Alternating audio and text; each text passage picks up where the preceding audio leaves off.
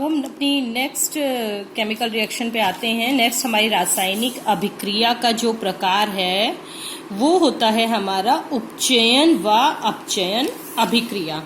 उपचयन को हम ऑक्सीकरण अभिक्रिया भी कहते हैं, ठीक है। तो उपचयन यानी ऑक्सीकरण और अपचयन अभिक्रिया को हम अब समझेंगे।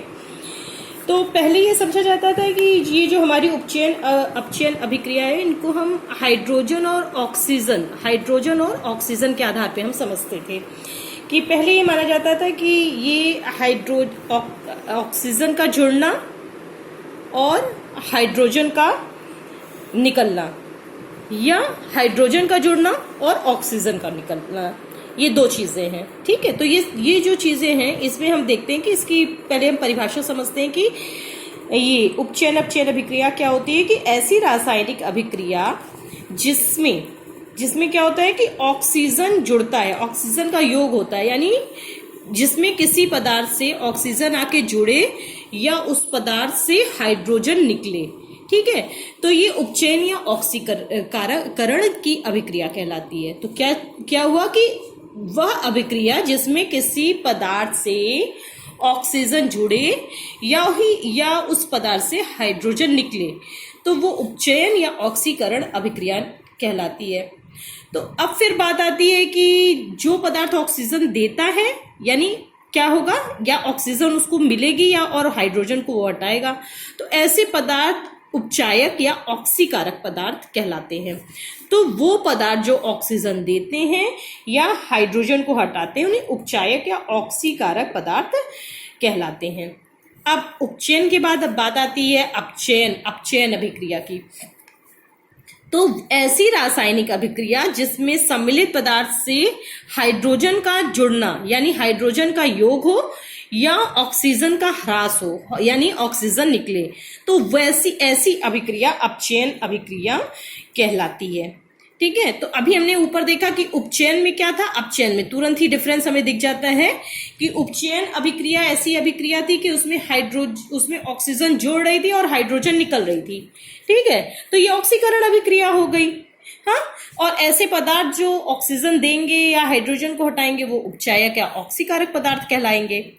अब सीधे तुरंत ही हमें अपचयन की अभिक्रिया में डिफरेंस दिख रहा है कि यहाँ पे क्या हो रहा है कि ऑक्सीजन का हटना यानी ऑक्सीजन का ह्रास हो, कमी हो, और हाइड्रोजन का योग हो यानी हाइड्रोजन आके जुड़े, तो ये अपचयन अभिक्रिया कहलाती है, ठीक है। तो अपचयन अभिक्रिया में अब क्या होता है कि जो पदार्थ हाइड्रोजन को देगा या ऑक्सीजन को हटाएगा उसे अपचायक पदार्थ कहते हैं।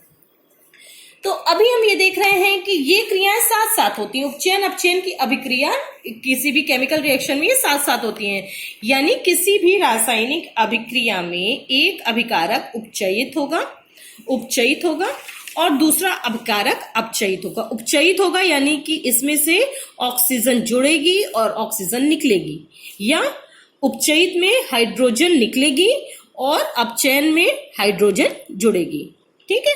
तो इस अभिक्रिया को उपचयन अपचयन अभिक्रिया कहते हैं और इन अभिक्रियाओं को हम रेडॉक्स अभिक्रिया भी कहते हैं। तो इसीलिए हम कह रहे हैं ना कि ये दोनों अभिक्रिया साथ साथ होती है, इसलिए उपचयन और अपचयन की अभिक्रिया ये एक दूसरे की पूरक होती है, कॉम्प्लीमेंट्री होती है, एक के बिना दूसरी नहीं होती है, ठीक है। तो इसके बाद हम इनको अपनी इस रासायनिक अभिक्रिया को भी हम उदाहरण से समझने का प्रयास करते हैं। तो हर केमिकल रिएक्शन को हमने एक एक दो उदाहरण देके समझाया है। तो इसका उपचयन अपचयन अभिक्रिया का ये पहला उदाहरण है कि जब हाइड्रोजन सल्फाइड का फॉर्मूला है H2S, ये सल्फर डाइऑक्साइड से क्रिया करेगी तो उत्पाद के स्वरूप क्या बनता है, जल और सल्फर का मिश्रण। तो H2S यानी हाइड्रोजन सल्फाइड। आप लोगों को भी इस तरह से जो है अपने जो भी सूत्र है उसके नीचे लिख देना चाहिए। Hydrogen H2S hydrogen sulphide, SO2 है तो ये सल्फर डाइऑक्साइड, जगह की कमी है मैं नहीं लिख रही हूँ, SO2 सल्फर डाइऑक्साइड।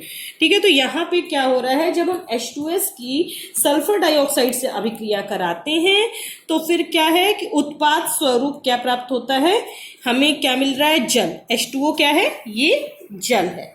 और ये S यानी ये सल्फर, S से सल्फर का सिंबल S, तो सल्फर का मिश्रण प्राप्त होता है। तो जब हाइड्रोजन सल्फाइड की सल्फर डाइऑक्साइड गैस की उपस्थिति में गर्म करते हैं, क्रिया कराते हैं, तो हमें सल्फर प्राप्त होता है और जल प्राप्त होता है, जल का अणु हमें मिलता है।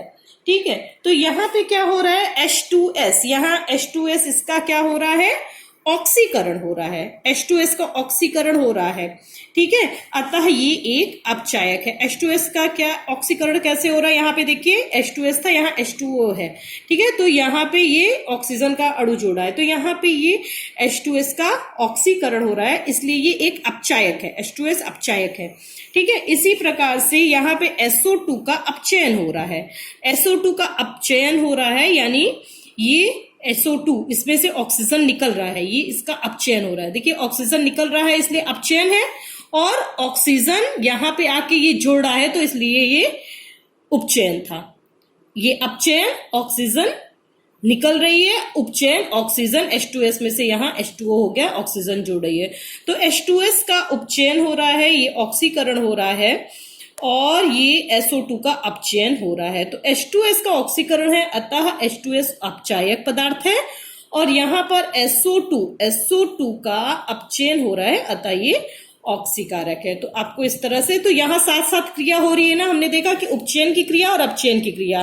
ठीक है, यानी ऑक्सीडेशन और रिडक्शन साथ साथ हो रहा है, यहाँ ऑक्सीडेशन हो रहा है और यहाँ पे रिडक्शन हो रहा है, तो ये दोनों क्रियाएं साथ साथ चल रही हैं, इसलिए ये एक तरह से ये रिडॉक्स रिएक्शन का एक उदाहरण है। आपसे रिडॉक्स रिएक्शन लिखने को कहा जाए कि किसी एक या दो रिडॉक्स रिएक्शन को उदाहरण देके समझाइए परिभाषा को, तो आप इसको इस तरह से केमिकल रिएक्शन लिख के अपनी बात को समझा पाएंगे। अब हम उपचयन अपचयन की अभिक्रिया, जैसे हमने बताया था कि हम इसको दो उदाहरणों से समझा रहे हैं हर केमिकल रिएक्शन को। तो अगला है कि मैग्नीज डाइऑक्साइड हाइड्रोक्लोरिक अम्ल। मैग्नीज डाइऑक्साइड का फॉर्मूला हम समझते हैं। मैग्नीज क्या है, मैग्नीज डाइऑक्साइड, सॉरी यहाँ मैंने Mg लिख दिया है बच्चों, ये Mg नहीं, Mg से मैग्नीशियम होता है, MnO2। ठीक है, तो ये मैग्नीज डाइऑक्साइड जब ये हाइड्रोक्लोरिक अम्ल का सिंबल है HCl, इससे जब क्रिया करता है तो क्या क्या बनता है, मैग्नीज क्लोराइड MnCl2, जल H2O, और क्लोरीन गैस बनती है Cl2, यानी क्लोरीन गैस बनती है। ठीक है, तो मैग्नीज डाइऑक्साइड हाइड्रोक्लोरिक अम्ल से अभिक्रिया करके मैग्नीज क्लोराइड बनाता है, जल का अणु देता है और क्लोरीन गैस बनाता है। तो HCl का यहाँ पे ऑक्सीकरण हो रहा है, आप देख रहे हैं यहाँ HCl का ऑक्सीकरण हो रहा है, ऑक्सीजन के अणु का जुड़ना। ठीक है, तो ऑक्सीकरण हो रहा है, अतः ये HCl अपचायक की तरह कार्य कर रहा है।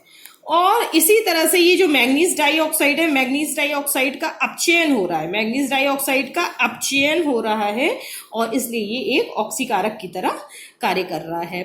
ठीक है, तो इस तरह से हमने अभी तक जाना कि उपचयन अपचयन की अभिक्रिया क्या है, रिडॉक्स रिएक्शन किसे कहते हैं। उपचयन अपचयन अभिक्रिया हमारी साथ साथ होती है, एक का ऑक्सीकरण होता है, दूसरे का अपचयन होता है। ऑक्सीजन के अणु को देख के और हाइड्रोजन के अणु को देख के कि ऑक्सीजन का जुड़ना और ऑक्सीजन का निकलना, जुड़ना यानी ऑक्सीकरण और निकलना यानी अपचयन, और हाइड्रोजन अणु का ह्रास होना ऑक्सीकरण, और हाइड्रोजन अणु का जुड़ना जो है अपचयन। इस तरह से इसके अलावा एक और, ये हमने इसको आपको कॉपी में नोट डाउन करने की जरूरत नहीं है, लेकिन रेडॉक्स रिएक्शन की इलेक्ट्रॉनिक संकल्पना भी एक नया वो है कि ऑक्सीकरण अपचयन, ये जो हमारा ऑक्सीकरण अपचयन अभिक्रिया है, इसको इलेक्ट्रॉनिक संकल्पना के आधार पर इलेक्ट्रॉन का खोना या इलेक्ट्रॉन का ग्रहण करना, उसके अनुसार भी इसको हम समझा सकते हैं या बता सकते हैं, ये आधुनिक अवधारणा है।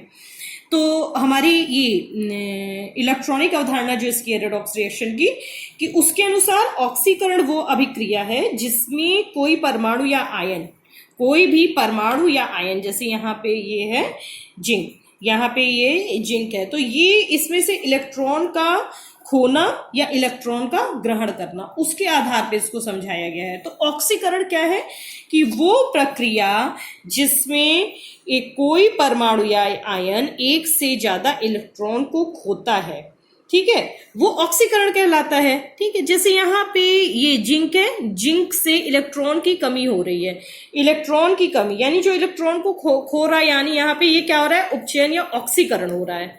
और उसके अलावा साथ साथ हम ये देख रहे हैं कि अपचयन की अभिक्रिया वो है जिसमें परमाणु या आयन, जैसे यहाँ पे हाइड्रोजन आयन है, ये हाइड्रोजन आयन है, तो कोई परमाणु, ये जिंक परमाणु था, ये हाइड्रोजन आयन है, तो कोई भी परमाणु या आयन जो एक या एक से अधिक इलेक्ट्रॉन ग्रहण करता है, तो ये हाइड्रोजन आयन यहाँ पे इसने एक और हाइड्रोजन आयन ग्रहण करके H2 गैस बना दी, तो ये 2 इलेक्ट्रॉन को प्राप्त करके गैस बना रहा है। तो यहाँ पे इलेक्ट्रॉनों की कमी या इलेक्ट्रॉनों की प्राप्ति हो रही है। तो इलेक्ट्रॉनिक संकल्पना ये है कि परमाणु तत्व, कोई परमाणु या आयन जो है, ये है कि वो प्रक्रिया परमाणु या आयन जो एक से अधिक इलेक्ट्रॉन खोता है या एक से अधिक इलेक्ट्रॉन को ग्रहण करता है, तो जो इलेक्ट्रॉनों को खोता है वो क्या कहलाता है, ऑक्सीकरण की क्रिया, और जो इलेक्ट्रॉन को प्राप्त करता है वो अपचयन की क्रिया कहलाती है। तो और यहाँ पे जो इलेक्ट्रॉन को खो रहा है वो प्रकृति इसकी जो है, जो अपचायक कहलाती है, और जो इलेक्ट्रॉन को ग्रहण कर रहे हैं, प्राप्त कर रहे हैं, वो स्पीसीज इसकी ऑक्सीकारक कहलाती है। तो ये इलेक्ट्रॉन रेडॉक्स रिएक्शन की इलेक्ट्रॉनिक संकल्पना है। ठीक है।